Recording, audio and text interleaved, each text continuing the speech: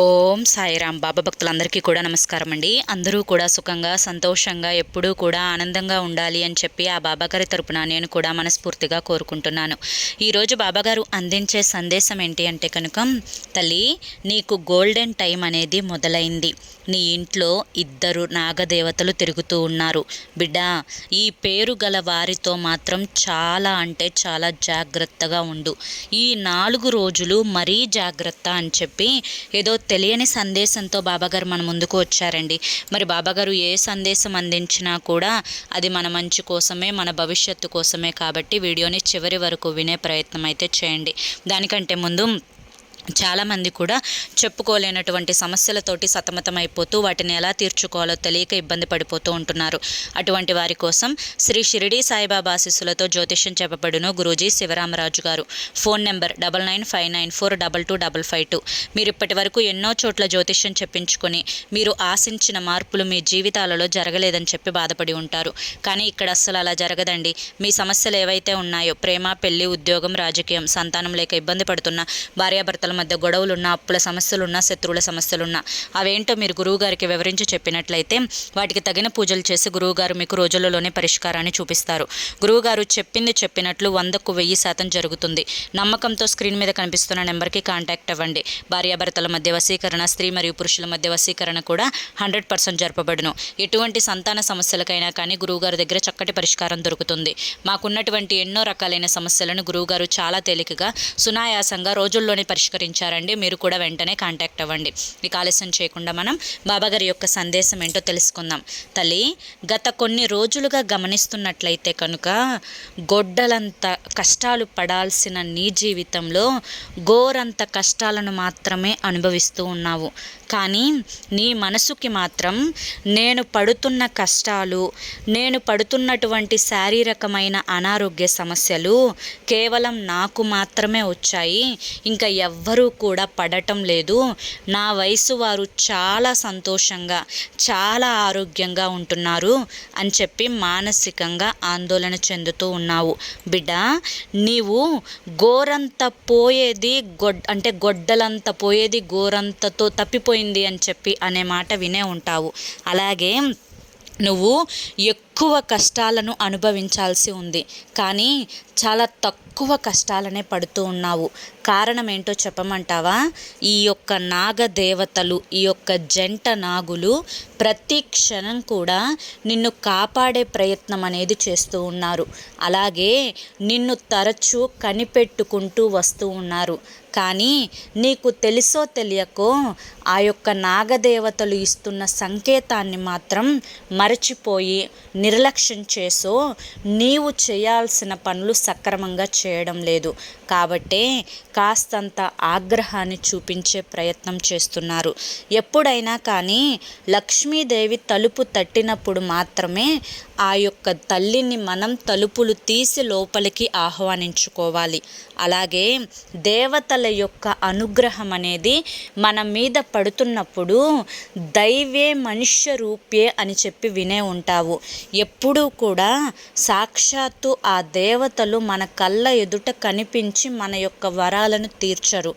ఏదో ఒక రూపంలో, మాట రూపంలోనో, మనిషి రూపంలోనో, వస్తువు రూపంలోనో ఆ భగవంతుడు మనల్ని ఎక్కడికక్కడ ఒడ్డున పడేస్తూ ఉంటారు. మనం చేసుకునే పాప పుణ్యాల యొక్క ఫలితమే ఈ యొక్క కార్యాలకు, మనకిప్పుడు ఏదైతే జరుగుతూ ఉందో ఈ పనులకు కూడా అద్దం పట్టినట్లుగా కనిపిస్తూ ఉంటుంది. కాబట్టి బిడ్డ, నువ్వు కొన్ని ఆ యొక్క సంకేతాలు ఏవైతే ఉన్నాయో వాటిని నిర్లక్ష్యం చేస్తూ ఉన్నావు.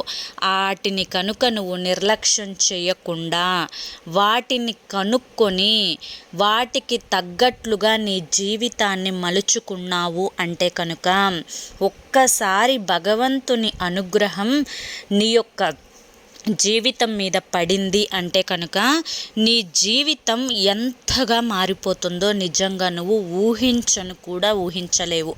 ఇప్పుడు పడుతున్నటువంటి కష్టాలు, బాధలు, సమస్యలు, ఏవైతే అనారోగ్య సమస్యలు ఇవన్నీ ఉన్నాయో ఇవన్నీ కూడా పూర్తిగా నీ జీవితంలో నుంచి వెళ్ళిపోతాయి. నీ జీవితంలోకి సంతోషాలు, ఆనందాలు, నువ్వు కన్న కలలు, కోరికలు ప్రతిదీ కూడా నీకు నెరవేరే సమయం అయితే ఆసన్నమైంది. నీ పేరు ప్రఖ్యాతలు, నీ యొక్క కీర్తి ప్రతిష్టలు, సంఘంలో నీ గౌరవ మర్యాదలు అన్నీ కూడా పెరగబోతున్నాయి. ఎవరైతే నిన్ను చిన్న చూపు చూశారో, నిన్ను తక్కువగా చూశారో, నిన్ను హేళనగా మాట్లాడారో, నువ్వు ఎందుకు పనికిరావు, నీ దగ్గర డబ్బు లేదు, నీ దగ్గర బంగారం లేదు అని చెప్పి ఎవరైతే నిన్ను చాలా తక్కువగా, నీచంగా, అవమానించే విధంగా దెప్పి పొడిపు మాటలతోటి హింసించిన వారు ఎవరైతే ఉన్నారో వారందరూ కూడా నీ కాళ్ళ దగ్గరికి వచ్చి పడే రోజులైతే రాబోతున్నాయి.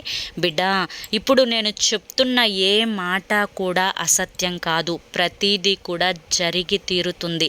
కారణం ఆ యొక్క నాగదేవతల యొక్క చూపు నీ మీద పడింది కాబట్టి. దీనంతటికీ కూడా కారణం నువ్వు చేసుకున్నటువంటి పూర్వ జన్మ పుణ్య ఫలితం అనే చెప్తాను. ఎందుకు అంటే కనుక ఎప్పుడూ కూడా నీ జీవితంలో కష్టాలు, కర్మలు, బాధలు, ఎన్నో సమస్యలు, ఒకటి వదిలితే మరొకటి, ఒకటి విడిస్తే మరొకటి, ఏదో చిన్న సంతోషం వచ్చిందిలే అని చెప్పి అనుకునే లోపు ఏదో ఒక బాధ వచ్చిన సంతోషాన్ని, ఆ గడిపిన ఆ క్షణం కూడా పూర్తిగా నీ జీవితంలో నుంచి తుడిచిపెట్టుకుపోయే విధంగా నీ జీవితం అయితే ఉంది. కాబట్టి ఇక నుంచి ఇటువంటి సమస్యలు కానీ, ఇటువంటి కష్టాలు కానీ, బాధలు కానీ ఏవి కూడా నీ జీవితంలో ఉండవు తల్లి. అంతా కూడా నువ్వు కోరుకున్న విధంగానే, నువ్వు తలుచుకున్న విధంగానే ఉంటాయి. కాకపోతే నేను చెప్పిన ఈ చిన్న పనులు కనుక నువ్వు చేసుకుంటే సరిపోతుంది. బిడ్డ, ప్రతిరోజు కూడా ఇంట్లో నిత్యం దీపారాధన జరగాలి. ఎప్పుడైతే భార్యాభర్తలు ఒక చోట గడుపుతారో అప్పుడు ఖచ్చితంగా తలంటు స్నానం చేసి ఇంట్లో దీపం అనేది వెలిగించుకోవాలి.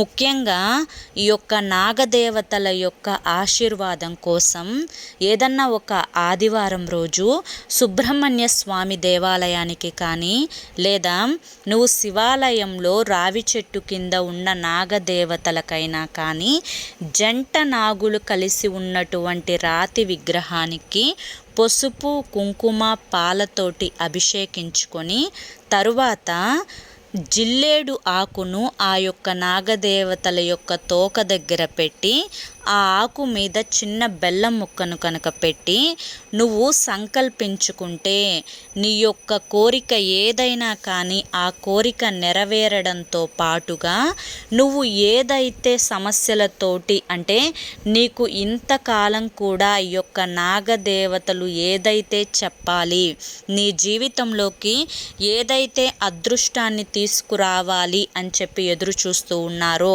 అవన్నీ కూడా నీ జీవితంలోకి అడుగు పెడతాయి. ఎప్పుడూ కూడా ఎవ్వరిని కూడా దూషించి మాట్లాడకూడదు, తక్కువ చేసి మాట్లాడకూడదు. ఒకరిని పన్నెత్తి ఒక మాట అనేటప్పుడు నీ మాటల వల్ల అవతలి వారు బాధపడినా, అవతలి వారు కన్నీటి బొట్టును కార్చినా ఆ యొక్క పాపం అనేది జన్మల వరకు వెంటాడి వేధిస్తుంది. కనుకనే ఎప్పుడైనా కానీ ఒకరిని బాధ పెట్టే విధంగా, ఒకరు నిన్ను కనుక ఒక మాట అంటే నువ్వు ఏ విధంగా అయితే బాధపడతావో, ఏ విధంగా అయితే కష్టపడతావో అదే విధంగా నువ్వు అనే మాటల వల్ల కూడా అవతలి వారు బాధపడి కష్టపడే అవకాశం అయితే నీ ద్వారా రాకూడదు అని చెప్పి గుర్తుంచుకో. అలాగే ఎప్పుడూ కూడా దైవనామ స్మరణ అనేది మర్చిపోవద్దు. నువ్వు ఎన్ని కష్టాలు వచ్చినా, ఎన్ని బాధలు వచ్చినా, ఎన్ని సమస్యలు వచ్చినా నా యొక్క నామ జపాన్ని మాత్రం ఎక్కడా కూడా వదిలిపెట్టలేదు. ఎప్పుడూ కూడా నీకు తోడుగా ఉన్నాను అనే నువ్వు నమ్ముతూ వస్తున్నావు. కాబట్టే ఈ సందేశం ఇన్ని కోట్ల మంది జనాభాలో నీ యొక్క చెవిన మాత్రమే పడింది అంటే అర్థం, నేను నిన్ను ఎంచుకున్నాను కాబట్టే నీ చెవిన పడింది. నీ కష్టాలు దూరం అయిపోబోతున్నాయి కాబట్టే నీ చెవిన పడింది. నువ్వు అనుకున్న కార్యాలు అనేవి జరగబోతున్నాయి కాబట్టే నీ యందు పడింది. బిడ్డ, త్వరలో నీ ఇంట ఒక శుభకార్యాన్ని కూడా జరిపించబోతున్నాను. నువ్వు ఎదురు చూస్తున్నటువంటి కళ, కోరిక ఏదైతే నీ బిడ్డ జీవితంలో జరగాలి అని చెప్పి ఆశపడుతూ వస్తున్నావో అది ఖచ్చితంగా నెరవేరుతుంది. నువ్వు ఏదైతే మానసికంగా కొంత క్షోభని అనుభవిస్తున్నావో ఆ క్షోభకి కారణమైన వారు మొత్తం 3 వ్యక్తులు. ఆ యొక్క 3 వ్యక్తులు కూడా ఆడవారు. వారి పేర్లతో సహా చెప్తాను, ఇప్పుడు జాగ్రత్తగా వారితో ఉండాలి. అందులో మొదటి వ్యక్తి ఆర్ అనే అక్షరంతో మొదలయ్యే స్త్రీ, రెండవ వ్యక్తి ఈ అనే అక్షరంతో మొదలయ్యే స్త్రీ, మూడవ వ్యక్తి ఎస్ అనే అక్షరంతో మొదలయ్యే స్త్రీ. ఈ 3 కూడా వారి యొక్క స్వలాభం కోసం, వారి యొక్క పనులు జరిపించుకోవడం కోసం, వారి యొక్క ఆ హోదా కానీ, దర్పం కానీ, పరువు కానీ, పేరు కానీ, కీర్తి కానీ వీటన్నింటినీ కూడా నిలబెట్టుకోవడం కోసం వారు మిమ్మల్ని ఒక వస్తువులాగా వాడుకునే ప్రయత్నం అయితే చేస్తూ ఉన్నారు. వారి యొక్క మాటలు చాలా తియ్యగా ఉంటాయి, కానీ కడుపులో కాల సర్పదోషం కంటే కూడా, అంటే తాచుపాము కంటే కూడా ఎంతో విషం అనేది వారి యొక్క కడుపులో దాచుకొని ఉంటారు. అది ఎప్పుడు, ఎక్కడ, ఎలా కక్కాలో వారికి బాగా తెలుసు. కాబట్టి అటువంటి వారితో మాత్రం చాలా జాగ్రత్తగా ఉండాలి. ఎవరికైతే నువ్వు ఒక 10 రూపాయలు పెడతావో, నువ్వు 10 రూపాయలు పెట్టడం తప్పు కాదు, కానీ అవతలి వారి నుంచి కనీసం 10 రూపాయలు అనేవి నీకు లాభం రాకపోయినా 7 రూపాయలైనా కానీ రావాలి. అటువంటి వారు నీవారు. అంతేకాని కేవలం అవసరాలకు మాత్రమే వాడుకొని, అవసరాలు తీరిపోయిన తర్వాత పక్కకు నెట్టేసి, కనీసం డబ్బుతో సంబంధం లేకపోయినా నువ్వు 10 ఇస్తే 10 ఇవ్వాలి అని, అటువంటప్పుడు ప్రేమలు ఎక్కడి నుంచి వస్తాయి అని చెప్పి నువ్వు నన్ను ప్రశ్నించినా, అలా 10కి 10 ఇవ్వకపోయినా కొన్ని సమయాలలో, కొన్ని సందర్భాలలో మేమున్నాము అని చెప్పి ఒక ఊరటను ఇవ్వాలి, ఒక భరోసాని ఇవ్వాలి. ఆ సమయంలో మాకు వాళ్ళు ఒక సపోర్టుగా నిలబడతారు అనే ఒక ధైర్యం నీకు వచ్చేలా చేయాలి. అటువంటివి ఏవి కూడా చేయకుండా ఎక్కడికక్కడ తప్పించుకునే ప్రయత్నం చేసి, నలుగురిలో నిన్ను నవ్వులు పాలు చేసి, నలుగురిలో నిన్ను చిన్నబుచ్చుకునే విధంగా చేసి, నలుగురిలో నిన్ను ఎంతవరకు ఉంచాలో అంతవరకే ఉంచుతున్నారా? నీ గురించి నీ ఎదురుగానే పొగిడి, నీ గురించి పక్కని వారితోటి అలుసుగా చెప్తూ వస్తున్నారా? అటువంటి వారితో చాలా ప్రమాదకరం. అటువంటి వారు ఈ యొక్క అక్షరంతో మొదలైన వారు కనుక నీ జీవితంలో ఉంటే నువ్వు చాలా జాగ్రత్తగా వారితో ఉండాలి. లేకపోతే సర్వం సంకనాకిస్తారు. అలా సంకనాకించిన తర్వాత నువ్వు లబో దిబో అని చెప్పి గుండెలు బాదుకున్నా కూడా నీకు ఎటువంటి ఉపయోగం అనేది కలగదు అన్న విషయాన్ని గుర్తుంచుకో. బిడ్డ, ఈ యొక్క జీవితంలో ఎవరు మన వాళ్ళు, ఎవరు పరాయి వాళ్ళు అనేది మనం మొదటిగానే తెలుసుకొని ఎవరితో ఎంతవరకు ఉండాలో అంతవరకు మాత్రమే జాగ్రత్తగా ఉండే ప్రయత్నం అయితే చేయాలి. అప్పుడే జీవితం చాలా సునాయాసంగా, ఎటువంటి కల్తీ లేకుండా, ఎటువంటి కల్మషాలు, ఈర్ష్య, అసూయలతోటి నిండుకున్న వాళ్ళు నీ చుట్టుపక్కల లేకుండా చాలా స్మూత్గా గడిచిపోతూ ఉంటుంది. బిడ్డ, ఇప్పుడు నీకు సరైన గోల్డెన్ టైం అనేది మొదలైంది. ఈ సమయంలో నువ్వు నేను చెప్పిన విధంగా ఈ యొక్క నాగదేవతలకు పూజ చేసి ఈ పేరు గల వ్యక్తులతోటి జాగ్రత్తగా ఉండి నీకు వచ్చే ప్రతి అదృష్టాన్ని కూడా అవకాశాన్ని కూడా నీకు తగ్గట్లుగా సద్వినియోగపరుచుకునే ప్రయత్నం కనుక చేసినట్లయితే నువ్వు అనుకున్న లక్ష్యం వైపు ఖచ్చితంగా అడుగు పెడతావు. ఎవరైతే నిన్ను చా అని అన్నారో వారు కూడా తల దించుకునేలా ఖచ్చితంగా నీ యొక్క విజయం అనేది ఉంటుంది బిడ్డ. కానీ కొంత ఒక వ్యక్తి యొక్క విషయంలో నీలో మార్పు రావాలి. ఎవరైతే నీ మాట వినడం లేదు అని చెప్పి అనుకుంటున్నావో, ఎవరైతే నీ యొక్క జీవితంలో నీ మాటను పెడచెవిన పెట్టి నిన్ను ఒక బానిసలాగా చూస్తూ ఉన్నారో, వారి యొక్క కోరికలను వారి యొక్క అవసరాలను తీర్చుకొని నిన్ను ఒక వస్తువులాగా వాడుకుంటూ ఉన్నారో, అటువంటి వారి పట్ల మాత్రం నువ్వు ఎటువంటి జాలి చూపించాల్సినంత అవసరం లేదు. ఎవరి కోసం నువ్వు మారాల్సిన అవసరం లేదు. ఒకరి ప్రేమని పొందటం కోసం మనం ఎంతగా మారినా పర్వాలేదు, కానీ ఒకరి మెప్పు పొందటం కోసం మనల్ని మనం చంపుకునేంతగా ఎప్పుడూ కూడా మారకూడదు. నేను చెప్పే మాటకి అర్థం ఏంటి అంటే కనుక బిడ్డ, ఇప్పుడు ఒకవేళ భార్యాభర్తలు ఉన్నారు అంటే కనుక భార్య కోసం భర్త ఏదైనా కానీ చేసే విధంగా ఉండాలి. భర్త కోసం భార్య కూడా ఏదైనా చేసే విధంగా ఉండాలి. ఒకరి కోసం ఒకరు పుట్టాము అని చెప్పి నమ్మాలి. ఒకరి కష్టంలో మరొకరు పాలు పంచుకోవాలి. కానీ కొంతమంది భర్తల విషయానికి వస్తే బానిసల్లాగా ఆడవాళ్ళని చూస్తారు. కేవలం వారి యొక్క తల్లిదండ్రుల మాట, వారి తోబుట్టువుల మాట, వారు చెప్పే ఆ యొక్క పుట్టింటి వైపు వారి యొక్క మాట విని భార్య ఒక బానిస, తనని చెప్పు చేతల్లో పెట్టుకోవాలి, తనని కాలు కింద చెప్పులాగా వాడుకోవాలి, నీ అవసరాలు తీర్చే వస్తువు, నీ యొక్క సుఖాలను తీర్చే ఒక యంత్రము అన్నట్లుగానే ఆ యొక్క వ్యక్తిని ట్రీట్ చేస్తూ ఉంటారు. కానీ అది సరైనది కాదు. ఎప్పుడైనా కానీ నువ్వు నీ యొక్క భర్త ప్రేమని పొందటం కోసం అనేక రకాలుగా మారొచ్చు. తనకి ఎన్నో రకాలుగా నువ్వు తన యొక్క మాటలను జవదాటకుండా ప్రవర్తించవచ్చు. నువ్వు ఎంత మంచిగా ఉన్నప్పటికీ కూడాను తనలో ఇంచు కూడా మార్పు రాదు. ఎందుకు అంటే కనుక తనలో ఆల్రెడీ ఇవన్నీ కూడా ఫిక్స్ అయిపోయి ఉంటాయి కాబట్టి తనని మార్చడం ఎవరి తరం కాదు. అటువంటప్పుడు అతని కోసం నువ్వు ఎంత మారినా ఉపయోగం ఉండదు. అలా పూర్తిగా అతని కోసం నువ్వు మారిపోయినా కూడా నీ యొక్క మార్పుని కానీ, నీ యొక్క త్యాగాన్ని కానీ, నీ యొక్క ప్రేమని కానీ కనీసం కొంచెం కూడా గుర్తించని స్థాయిలో అతని యొక్క ప్రవర్తన అనేది ఉంటుంది. కాబట్టి నిన్ను నువ్వు కోల్పోకుండా తనని మార్చుకునే ప్రయత్నం చేయగలిగితే నువ్వు చేయాలే తప్ప నిన్ను నువ్వు కోల్పోయి, నిన్ను నువ్వు బాధ పెట్టుకొని, నువ్వు మానసికంగా చంపుకొని, మానసికంగా హింసించుకొని అతనిలో మార్పు రావడం కోసం ప్రయత్నించకూడదు. ఇదంతా కూడా జరుగుతుంది అంటే కనుక దీనికి కూడా నాగదేవతల యొక్క అనుగ్రహం కావాలి.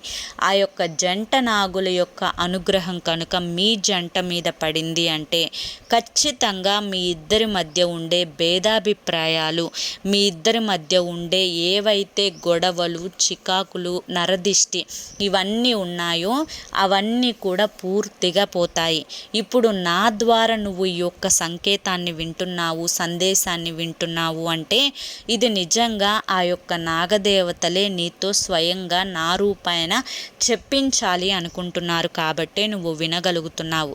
బిడ్డ, ఇందాక నేను చెప్పినట్లుగా నువ్వు చక్కగా ఏదైనా ఒక ఆదివారం రోజు శుభ్రంగా తలంటు స్నానం చేసి నువ్వు నాగమయ్యకు ఇష్టమైన నైవేద్యాన్ని తీసుకొని వెళ్ళి జంట నాగులు ఉన్నటువంటి రాతి విగ్రహానికి పసుపు, కుంకుమ, ఆవు పాలతోటి అభిషేకం చేసి నాగదేవతల యొక్క తోక దగ్గర జిల్లేడు ఆకును పెట్టి, బెల్లం ముక్కను పెట్టి నువ్వు తరువాత ఏదైనా నైవేద్యం పెట్టుకున్నా లేదా కొబ్బరికాయ కొట్టుకున్నా, ఇక నువ్వు ఏం చేసుకున్నా కానీ పర్వాలేదు.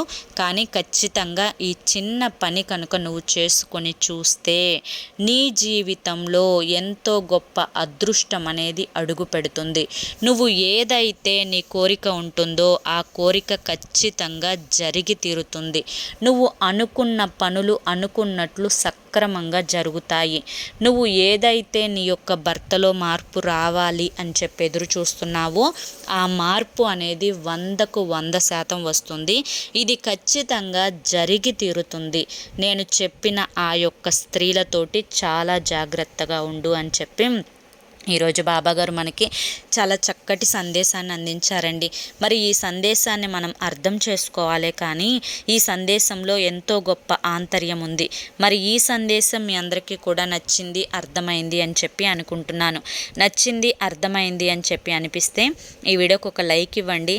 లైక్ ఇచ్చిన వెంటనే హైప్ అని వస్తుంది, హైప్ ఇవ్వండి. కింద కామెంట్ సెక్షన్లో ఓం నాగేంద్రాయ నమః అని కానీ, లేదా ఓం నమఃశివాయ అని కానీ, ఓం సాయిరామ్ అని కానీ టైప్ చేయండి.